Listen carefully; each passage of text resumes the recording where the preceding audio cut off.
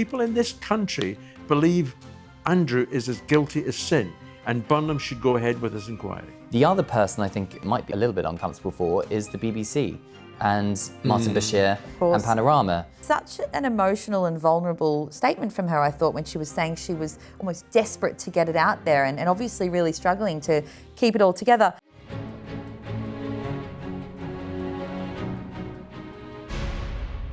Welcome to this week's Royal Exclusive. I'm Bronte Coy, and joining me to discuss all this and more is Charles Ray, former royal correspondent at The Sun, and Cameron Walker, royal correspondent for GB News. I was quite surprised by this. Andrew Mountbatten-Windsor, despite the fact he basically lives in exile these days, and he's been described as lonely by friends, the friends that he has left, he's apparently rejected an offer to join the royal family for their holidays at Balmoral. So the King reportedly extended this, but Andrew said no because he felt he'd be treated as an outcast if he joined them in the Highlands for the annual summer holiday. And he also feels that he's been abandoned and he's no longer treated as a member of the family. Obviously, there's a bit in this, but the fact he was even reportedly invited at all, why do you think the King has extended an offer like that? Well, at the end of the day, he is still the King's brother, regardless of the royal fallout and regardless of whatever Andrew has allegedly done. So it wouldn't surprise me if an invitation was extended. I mean, I was at Balmoral with the King earlier on this week for the official welcome. It is a beautiful place. It is very quiet and very private. So the chances of somebody seeing Andrew going in or out are pretty slim. There's also a nice golf course that he can play on. However, I can also see why Andrew didn't want to go there, because the royal family have effectively cast him adrift, understandably so, because they don't want the royal family's, the monarchy's institution and the reputation of that institution to be tarnished by what Andrew has been accused of, which he's always obviously denied the allegations against him. So him saying that he feels like an outcast, you're saying, but he has been cast out. So well, he is an outcast. It's not a paranoia. No. And let's not forget as well that the royal family don't just sit in Balmoral themselves. They actually take days out. They actually go hiking. They actually have picnics, as we've seen in various documentaries. That's still going on. And those places that they go to are accessible, you know, to photographers and everything else. I mean, I've done it myself, so I know what it's like. But, you know, in terms of Andrew feels like an outcast. Well, so he should feel like an outcast, given what the allegations have been and given the punishment, if you like, that the King has doled out. I think the King inviting Andrew, yes, as Cameron says, it's his brother, but it was a polite, do you want to come up to Balmoral this weekend? And over the summer. But Andrew's not going to be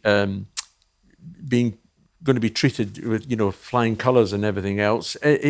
Other members of the family are terrible at what Andrew has allegedly done. And of course, we are talking so much about what are family issues, but again, this is also an institution, and their public image is a huge part of this. And the public has no appetite for Andrew to be anywhere near public life while this whole process is still ongoing, but actually even before he was arrested. And as you say, he has denied the allegations of wrongdoing. But even when he turns up at private royal events, there is backlash from the public. And as I said, I was quite taken aback about this story even to begin with. Was this invitation a PR blunder from the King, do you think? Well, I mean, if you look at Prince William's face during the Duchess of Edinburgh's funeral, before Andrew was arrested, when Andrew was trying to speak to him, he was so uncomfortable and did not want to be pictured with Andrew at all. So clearly, from William's perspective, I think he sees the public perception of that and the public image of that. Now, the generation above that, King Charles, is of course Andrew's brother, as I said, but also I think the King will be aware of the late Queen Elizabeth II's love for Andrew, supposedly her favourite son, who clearly did not know everything that Andrew was accused of. But I think maybe in the back of their mind, you know, you're going to have the King, you're going to have Princess Anne, and you're going to have Prince Edward being like, look, at the end of the day, he's made some terrible judgments, but he's still our brother. So you can see from the King's perspective, in a private setting such as Balmoral, which is not publicly owned, remember, it is the private Windsor property, why shouldn't he come up and spend time with them? Except, as you say, as soon as an image of him potentially on a picnic or a hike, or even when we saw the photos of him horse riding, of course that caused a major drama because people don't like to see it. The optics of it weren't great. to say the least. And you'd have to imagine, as you said, you've mentioned all the family members. If he was there, it would create some awkward situations.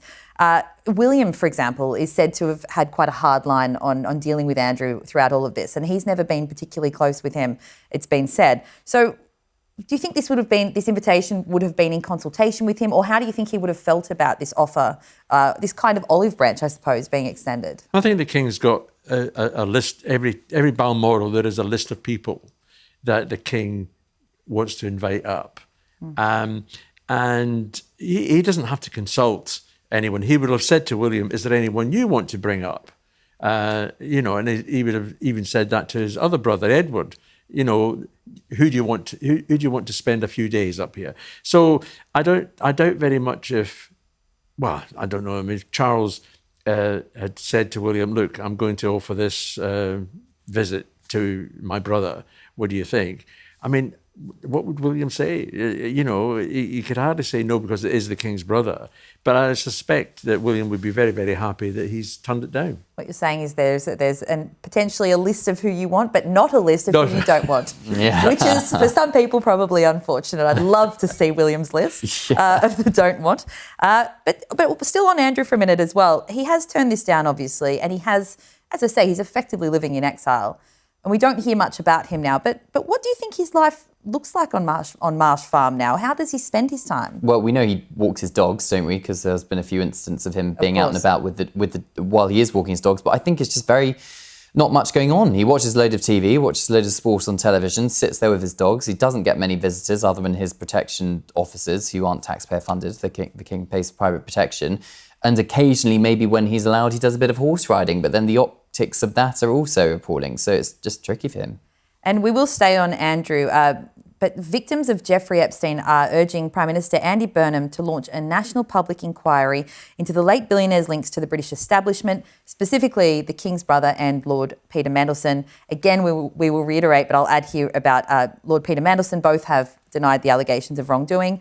But the UK Epstein Survivors Campaign represents nearly a dozen victims. It's pushing for the inquiry because they say the ongoing police investigation into misconduct in public office has slowed down. So among the things this proposed inquiry would look into are lingering questions surrounding the funding of that multi-million-pound settlement paid to Virginia Giuffre in 2022. Now, this £12 million settlement, and I believe that's what we understand the figure to be around, it just keeps coming up, though. This is something that has now been raised so many times.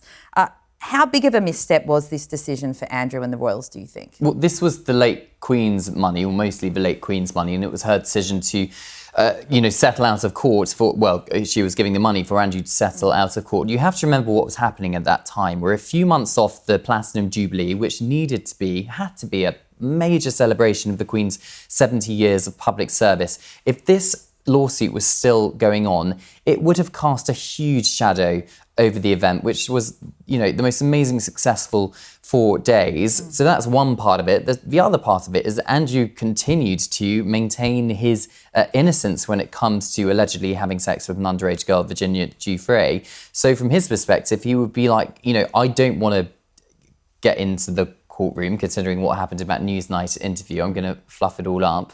At the very least. Yes. And so the easiest way his lawyers probably would have been advising him is to settle out of court. And if this inquiry does go ahead, Charlie, what other questions, I suppose, do you think would need to be answered regarding Andrew? Well, one of the big questions is why did your mother pay £12 million to a woman who you claim you never met? That is, for me, is the main point. Andrew, you're quite right, and Mandelson both deny all the allegations, but it was a huge cock-up by the royal family to pay that money. And I think Burnham should actually go ahead with this inquiry. He should have an inquiry. There are so many victims of Epstein, not linked, quite a few of them not linked with either Andrew or Epstein, but there's enough of them linked to these two men that it's paramount that there should be an inquiry into, so that we know. We keep on saying, Andrew keeps on denying everything. Well, fine, okay, he keeps on denying everything, but we need to have it proved somehow or other, either in an inquiry or in a court, because people in this country believe Andrew is as guilty as sin. I know he says he hasn't done anything else. But he needs to face the music, and Burnham should go ahead with his inquiry. And because, as you say, and as the inquiry, the proposed inquiry would look at, there are questions that simply haven't been answered. Many questions. And until they are, we're going to keep on asking them, is I suppose, the reality. And the royal family would be extremely, aware of this. What do you think, if this inquiry goes ahead, what kind of impact do you think it would have on the monarchy's public image? Or has the king put enough distance between the family and Andrew at this point? Well, the king's done as much as he possibly can do at the moment. He's removed his royal status. He's, put him out to, Marsh Farm, where he sits and, as Cameron says, he walks his dogs and watches television and not much else. So there's not very much more that the king can do on this. But the main point is there are allegations against him, very serious allegations, and they need to be answered somehow or other. Remember, Andrew was the one who said that he would cooperate with the FBI. The FBI were prepared to fly over here. Yes, of course. And interview him with this. And that never happened. But he kept on saying, oh, yes, I'll talk to these people. I've never met this woman. I've done all I've done all this. This is a... Do you remember the famous picture with Ghislaine Maxwell? It's not my fingers. They're too fat for me. Well, it's a genuine photograph. There's no question about that he met the woman. So answer the questions, and he should be forced somehow or other to attend that inquiry and answer these very, very difficult questions. Now, if that rubs off on the royal family not looking great at all, because there'll be questions asked about why did the Queen feel it necessary to pay the money?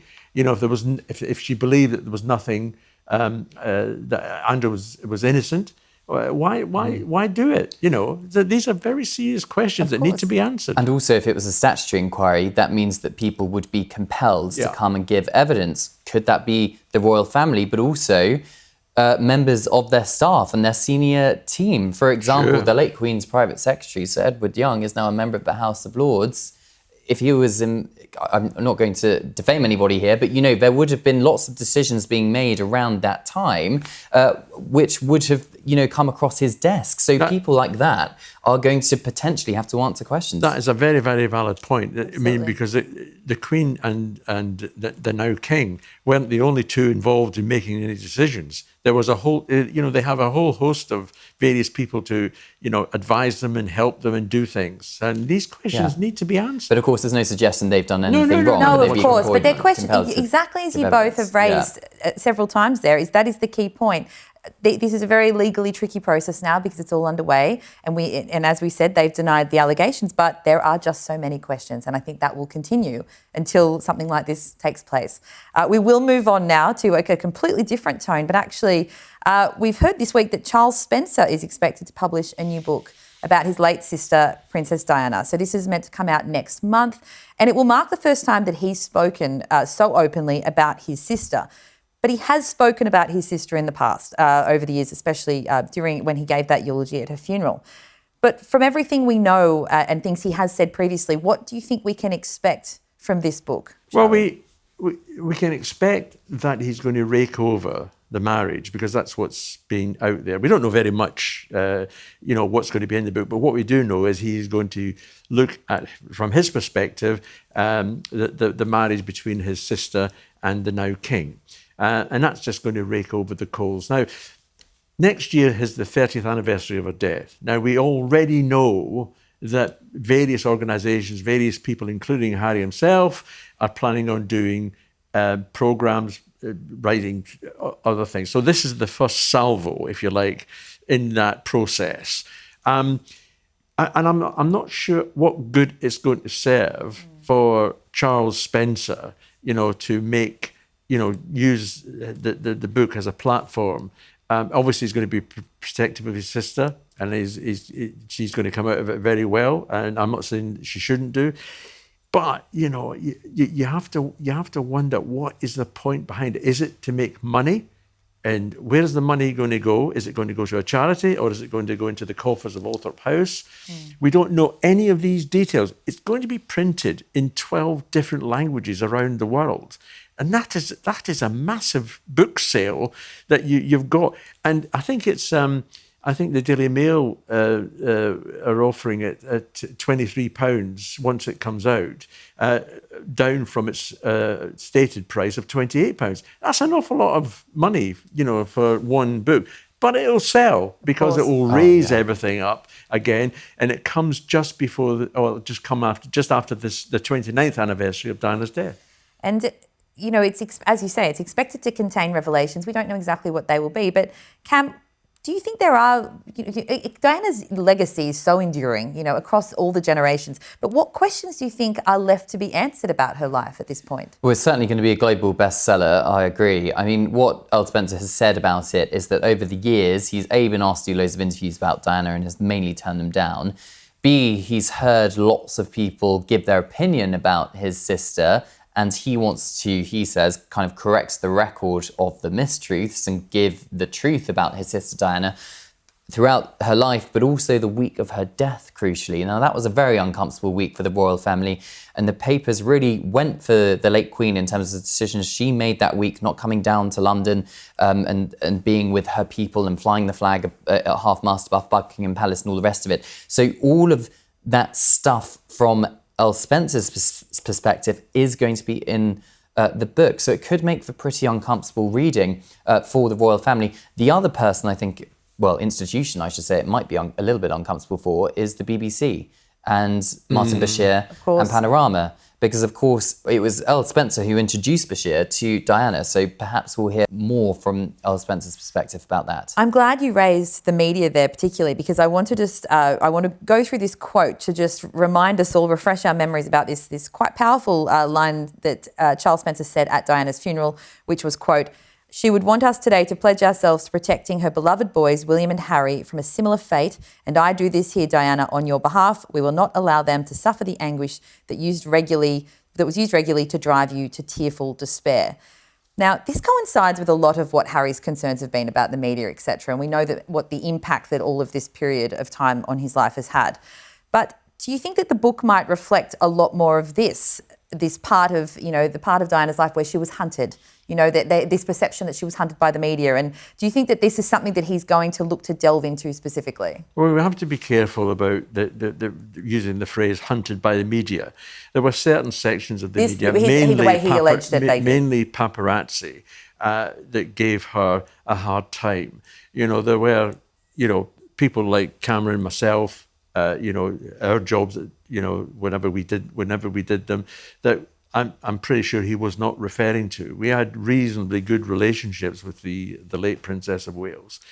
So I think he's going to have to be careful as to who he's accusing. Yes, he's going to have a go at the BBC. And I suspect as well, I read this morning that there's he's going to make some reference to the fact that both William and Harry were in effect forced to walk behind the cortege, and he was not happy at doing that, and I think he had suggested that William should do it on his own, but Harry, to his credit, said, "No, I'm not letting my brother just do it on himself. I'm going to be with him," which shows just how close these two boys were. And when you look at it today, it is a travesty of what has happened. So we're going to hear an awful lot. And also, you talk about the media. He's also, in the past, he's been critical of the Diana Memorial Fund for their commercialisation of accusing them of commercialisation. Also criticising her former butler, Paul Burrell, in his book, where he says that certain things that he said, were wrong and didn't happen. So from that point of view, I'm in two minds. Look, I want to see it because I'm a journalist, and I want to see what he says, and I'm sure it'll be, great. But I'm just a little bit, is it right that he does it, given what we know, and is it what we're going to rake up again? Profiting off Diana again now. I'm not suggesting he is profiting, because we don't know where the money's going. Yes, I don't know. But I would be interested to know: did he seek or did he receive Princes William and Harry's blessing in order to write about their mother, very good point. Diana, Princess of Wales? Because if he is going to be raking over the coals, and if he is going to be going into quite, specific detail about arguably one of the most awful weeks of Harry and William's life, which was his mother's death, that could make for pretty uncomfortable reading, especially if he starts criticising the institution in which William will one day lead. That could be difficult. That is an absolutely superb point. Whether he got the blessing of both William and Harry. Absolutely, you do raise a wonderful point there. We will move on. Finally, this was quite a moving piece from the Queen. She took part in a video commemorating 30 years of Maggie's cancer charity. It really delved into her personal experience with the King's cancer diagnosis, obviously more than 2 years ago. And one part that struck me was her talking about what must have been an unbelievably difficult visit for her back in 2024. She went to an engagement at one of the centres right after they'd found out the King had cancer, but the public didn't know, crucially. And we've spoken a lot about the King's cancer diagnosis, of course, and he does reference it a little bit out on engagements, particularly involved with hospitals, etc. But we don't speak a lot about Camilla's role in all of this.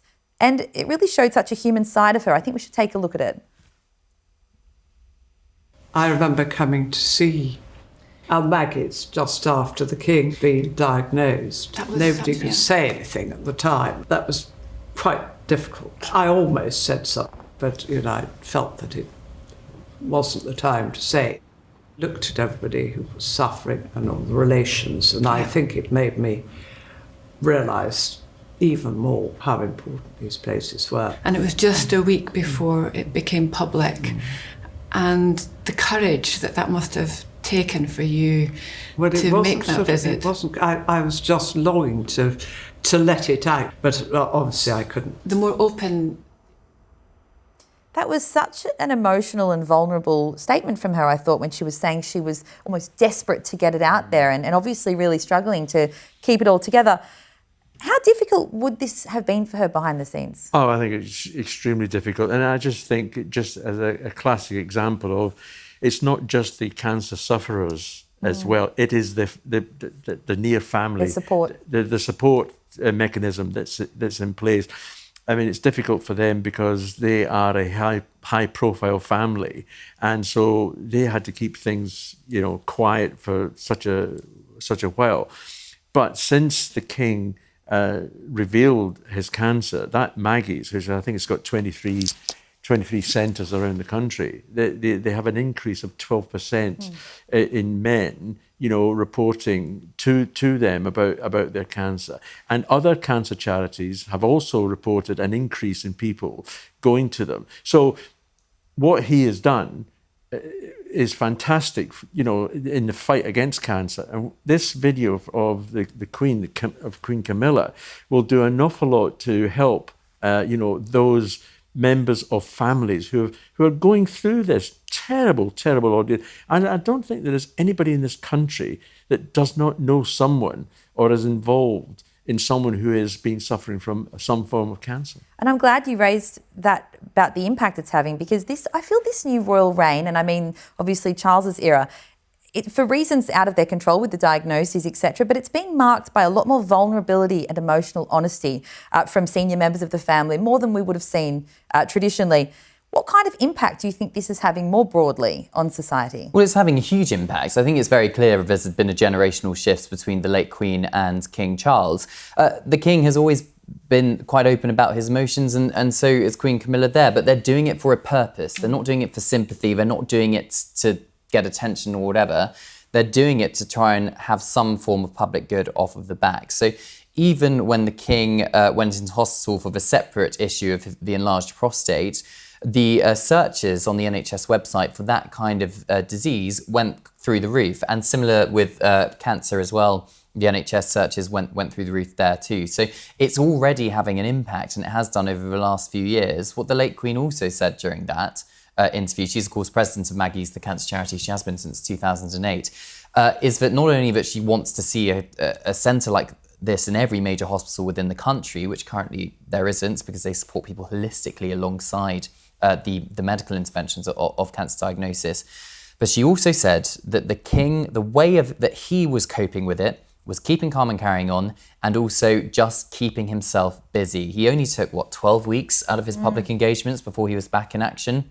He then did a big tour of Australia and Samoa just later on that year. And of course, he was in Washington, D.C. this week, a few months ago President And I Charles. think you'll find as well that one of the things that she said in that interview, which was lovely, is that she ticked off the king because he wasn't listening to his doctors. He was still carrying on with his work because he had said to her, "This is my way of fighting this." And everyone is different. If they've got this disease or any other disease, it's a different way of doing things. And I just think it's brilliant that we're now seeing a royal family that can be as open as possible. Listen, in my first days of being a royal correspondent, I only ever got 2 words out of the palace. One was no, and the other was no comment. It was comment. The rest of it is now. Lately, when I was doing it, you were actually talking to people who were able to comment, and more so nowadays. It's great. It is great. We were talking about this with Matt Wilkinson on the show recently. The fact that the king is so candid about his own journey. He sort of makes some dark jokes occasionally when he's out and about, and that's actually the most insight we've gotten into how it's all progressing. But it is refreshing, and as you say, it does lead to boosting people getting diagnosed, seeking help, seeking support, and it is really inspiring. I'm thinking of Catherine as well when I say this, of course, because she's been incredible since her diagnosis in getting out there and utilising her own journey for particular causes to boost all of this. So well done to the royal family is what I'm saying. It's very brave of them. Guys, there's been so much going on, so I appreciate all that. We're going to now do the quick fire questions. I've kept you here long enough. So we'll just finish up with a couple of quick questions. And whoever wants to go first can dive in.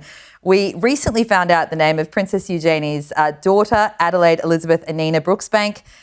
Off the back of that, what is the best unexpected royal baby name you've heard? And I've got 2, one from the olden days and one from more modern days. Okay. And I've got to be very, very careful with the first one because otherwise, if I've mispronounced it, we're going to be taken off here. And this is Hather Knut, and he was a Danish king. So I just say, I can careful be. pronunciation. I was Well done, careful. Charlie. And now we have a modern prince, a Prince of Luxembourg, who was born in 2024, and his name is Prince Balthazar, after one of the Magi. Amazing. Great, I'd love that name. I love that Balthazar. That's a powerful that's name. a powerful name. You're doing important stuff with that name. You won't forget that. You won't forget that name. Well, you certainly trumped me on the history knowledge, so I'm afraid I've only got a more modern one for you. But actually, it was very simple. I know this isn't his Christian name, but it is Harry. Because Harry was a very modern name in the 1980s. I know his Christian name, of course, is Henry, but everyone called him Harry, and I thought that was perhaps a bit unexpected. Yes, that's a great one. Very topical this week, obviously. Because I was also thinking, obviously, Zara is a little bit... Yeah, and you love that name, but it doesn't sound as royal. And even Archie, obviously, when Prince Henry named his son. So the king is in Balmoral right now on his holidays, as you joined him recently. Yeah. He wakes up, there's nothing on the agenda for once. How do you think he relaxes?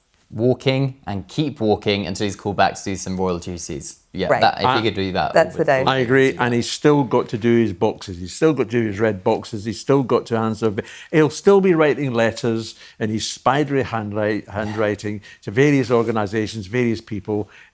He will continue to do the work. But relaxing, I agree. He'll be doing a little bit of walking, maybe a picnic or 2, and he'll be enjoying people who he's invited up. And I suspect that Burnham and his wife will be there at some stage. All right. Yes, okay, we'll watch this space. Yeah. Thank you so much for your time. pleasure. It's been such a great chat and I loved having you both here. And that's all we have time for on this week's Royal Exclusive. Thanks to my guests, Charles and Cameron, and thanks to you for watching. As always, remember to comment as well as subscribe to us here on our Royal Exclusive YouTube channel for the latest royal news. See you next week.